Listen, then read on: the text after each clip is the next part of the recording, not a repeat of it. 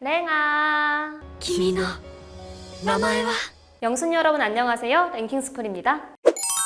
울릉도 동남쪽 백기 차라리 독도는 우리 땅이죠. 그런데 지난 2008년 한 일본 기자가 독도에 관해 어이없는 요구를 해 화제가 된 적이 있었는데요. 배우 허준호 씨에게 독도 문제에 대해 발언해달라고 한 것이죠. 이때 허준호 씨는 그의 펜을 뺏은 후 기분이 어떻냐고 물어보는 사이다 반응을 보여줬습니다. 이렇게 진지한 분위기의 기자회견뿐만 아니라 재밌으라고 출연한 일본의 예능 프로그램에서 받은 무례한 요구에 대해 시원하게 일침을 날린 한국 연예인들도 있다고 합니다. 오늘은 일본 예능의 무례한 질문에 사이다같이 대처한 한국 연예인 탑3에 대해 알아볼게요. 3위 카라, 미스터, 점핑 같은 명곡으로 일본에서 사랑받으며 오리콘 차트 1위까지 차지했던 인기 걸그룹 카라. 그녀들의 인기에 걸맞게 수많은 예능에서도 카라를 부르는 러브콜이 끊이지 않았다고 하죠. 그중 한 예능 프로그램에 출연하게 된 카라는 겨울을 즐기는 법에 대해 이야기하게 되었는데요. 먼저 말문을 튼 것은 일본 연예인들. 그들은 일본의 난방기구 코타츠에 대한 이야기를 시작하는데요. 여기서 잠깐! 코타츠란 난로가 달린 탁자에 이불을 덮은 듯한 모양의 난방기구로 일본 드라마나 만화 등에서는 한겨울의 등장인물들이 코타츠에 둘러앉아 귤을 먹는 모습을 흔히 볼 수 있죠. 설명 끝! 다시 토크쇼로 돌아가서 일본 연예인들은 각자 코타츠에 얽힌 추억과 위대함에 대해 한참을 자랑하다가 뒤늦게 카라에게 한국에 코타츠가 있냐고 물어보죠. 당연하게도 카라의 멤버들은 코타츠가 없다고 대답합니다. 어이없게도 이들이 역시 한국에 코타츠는 없군 이라고 자부심을 가지려는 찰나 이어서 한승연이 이렇게 말해버립니다. 한국의 집은 바닥이 따뜻해지기 때문에 코타츠가 없어요. 그녀의 대답에 놀란 일본 연예인들은 믿지 못하겠다는 듯 다시 한번 물어보는 걸로도 모자라 혹시 전기장판을 말하는 거냐고 물어보지만 보일러라는 것으로 집안 전체를 데운다고 똑 부러지게 말하는 카라 멤버들. 일본인들의 당황한 표정으로 대화는 마무리됩니다. 대부분이 목조 구조인 일본 집은 평균 실내 온도가 10도 정도로 전 세계적으로 추운 편이기 때문에 그런 추운 집에 따뜻하게 있을 수 있는 코타츠를 자랑하려고 했으나 실패한 것이죠. 한국의 보일러가 자랑스러움과 동시에 당황스러울 수 있는 상황에서 들려준 카라의 당당한 대답이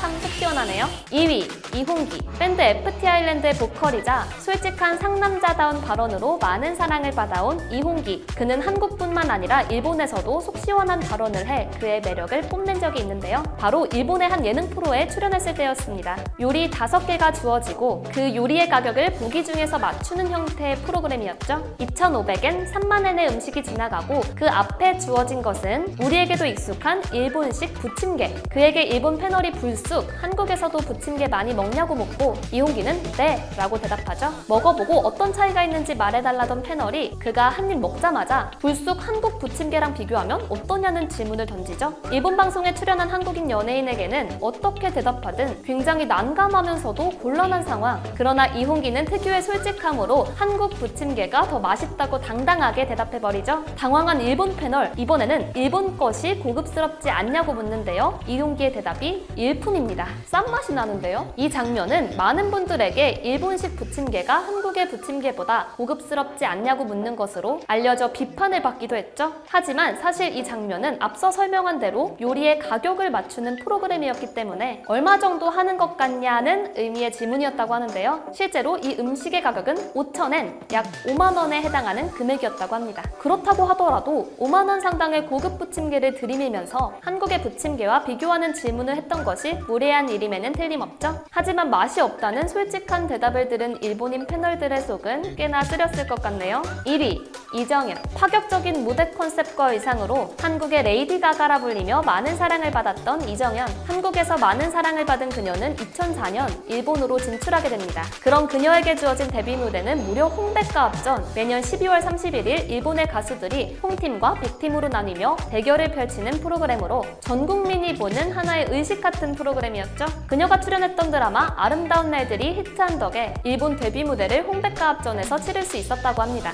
하지만 일본 측에서는 한 가지 조건을 내걸었다고 하는데요. 이정현에게 일본의 전통 의상 기모노를 입고 올 것을 요구한 것입니다. 있었습니다. 일본에서 아무런 경력도 없는 이정현으로서는 앞으로의 원활한 일본 활동을 위해서라도 일본 측의 갑질, 아니 제안을 수용할 수밖에 없는 상황이었죠. 그러나 방송 당일 이정현이 선택한 의상은 바로 한복이었습니다. 일본 국민 대부분이 시청하는 생방송에 보란듯이 한복을 입고 등장한 것인데요. 그녀는 몰래 한복을 챙겨가 입었다는 비화를 밝히며 절대 기모노를 입기 싫은 작은 반항이었다고 그 이유를 밝혔습니다. 보수적인 일본 연예계의 분위기상 이정현의 이러한 돌발 행동은 그녀의 커리어에 치명적인 오점으로 다가올 수 있었겠지만 한복의 아름다움은 일본인들도 알아본 모양입니다. 오히려 기모노로 가득한 연예인 사이에서 한복을 입은 그녀의 모습은 돋보이며 화제가 되었다고 하는데요. 심지어 한복 특집 방송이 제작되기도 할 정도였다고 하죠. 그러한 인기에 힘입어 오히려 같은 시기에 일본에 진출한 가수들보다 좋은 성적을 거둘 수 있었다고 합니다. 불합리한 요구에 굴하지 않고 꿋꿋하게 소신을 지킨 모습이 오히려 일본인들에게 매력적으로 다가왔던 것 같네요.